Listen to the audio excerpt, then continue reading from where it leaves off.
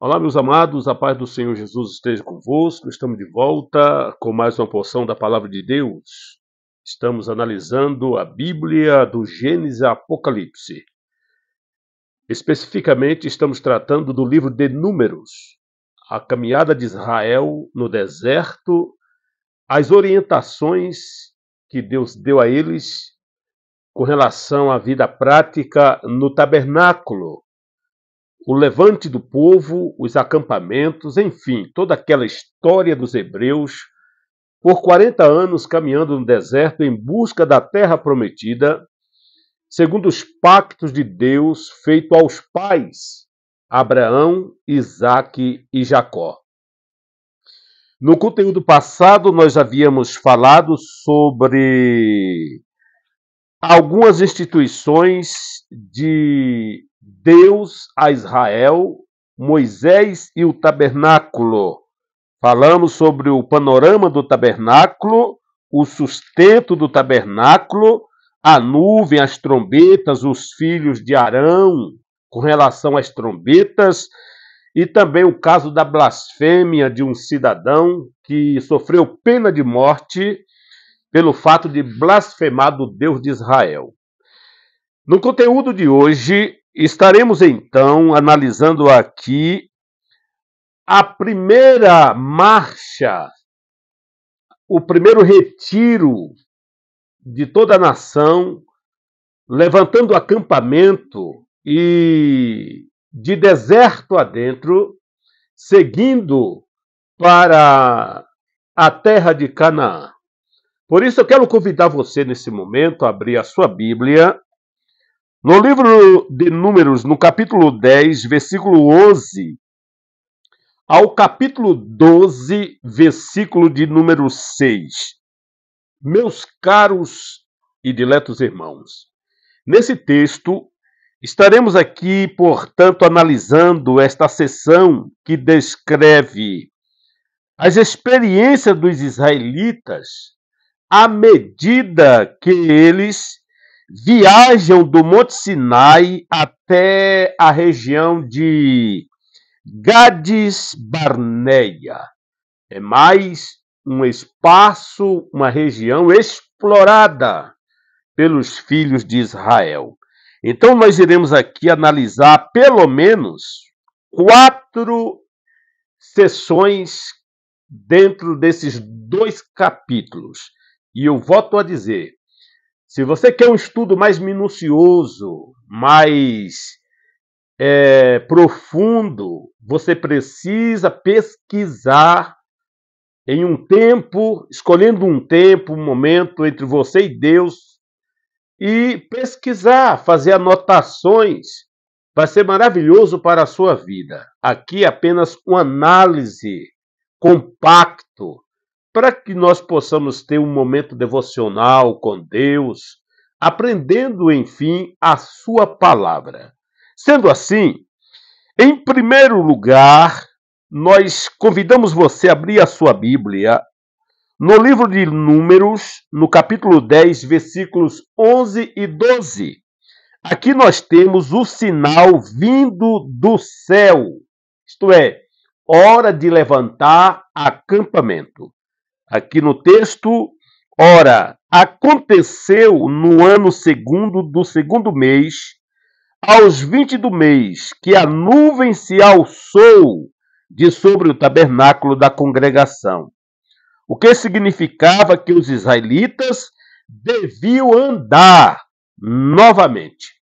A nuvem era o marco, a nuvem era o que apontava o momento de parar e o momento de seguir. Olha o que diz aqui os versículos 11 e o versículo 12 do capítulo 10. No 20º dia do segundo mês do segundo ano, a nuvem se levantou de cima do tabernáculo, que guarda as tábuas da aliança.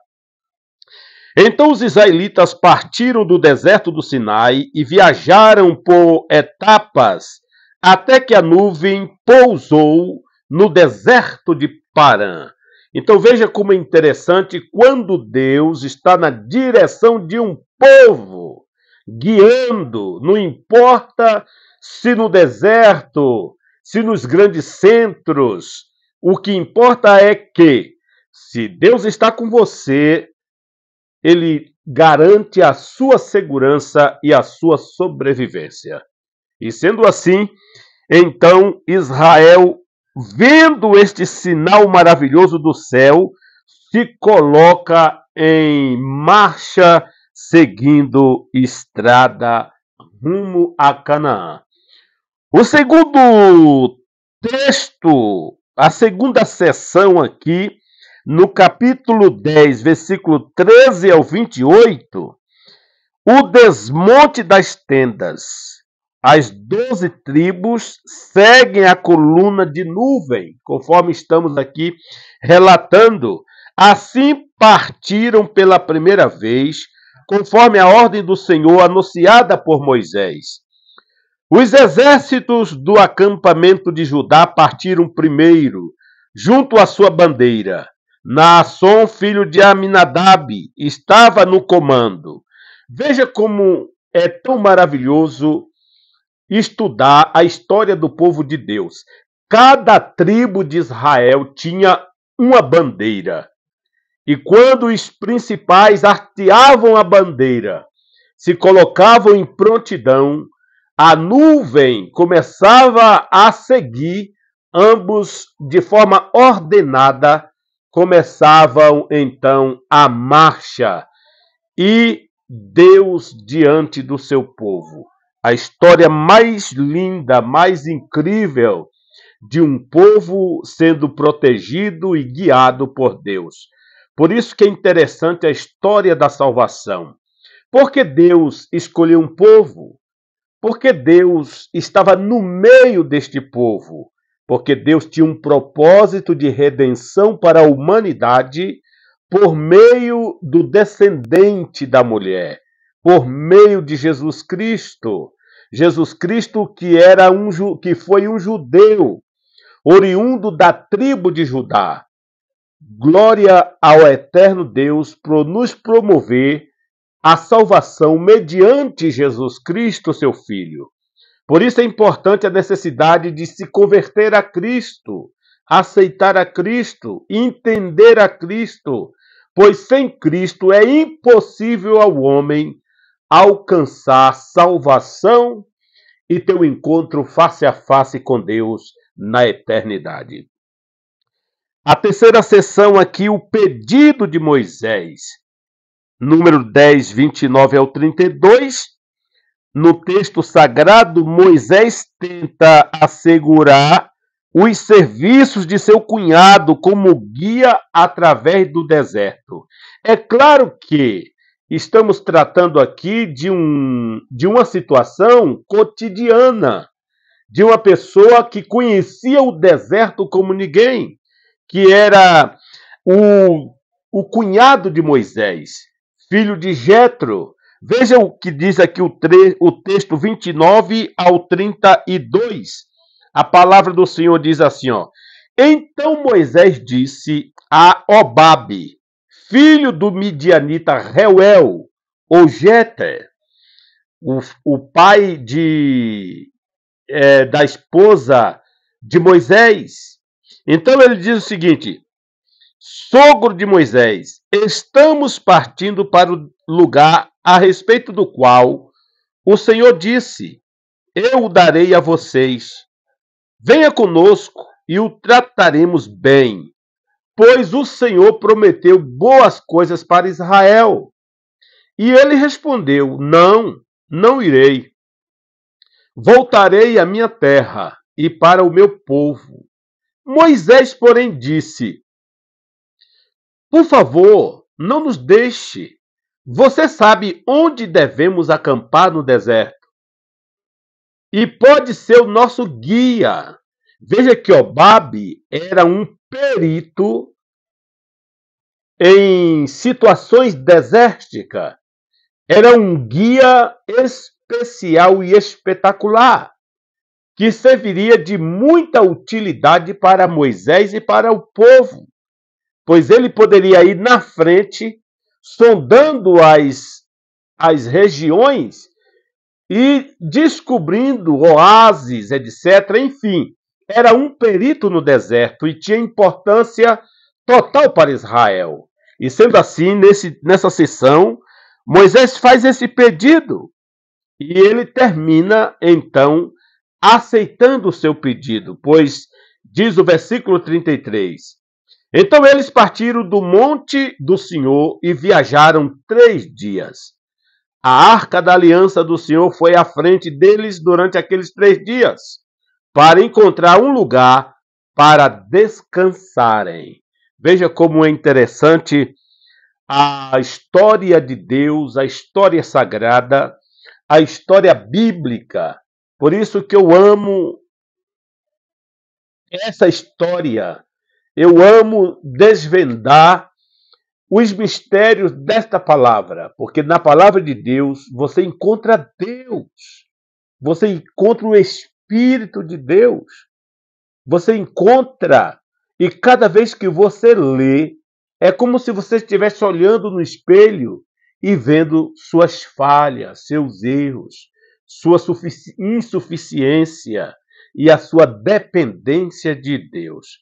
Por isso que muitas pessoas ignoram a Bíblia e usam as tribunas para falar besteira.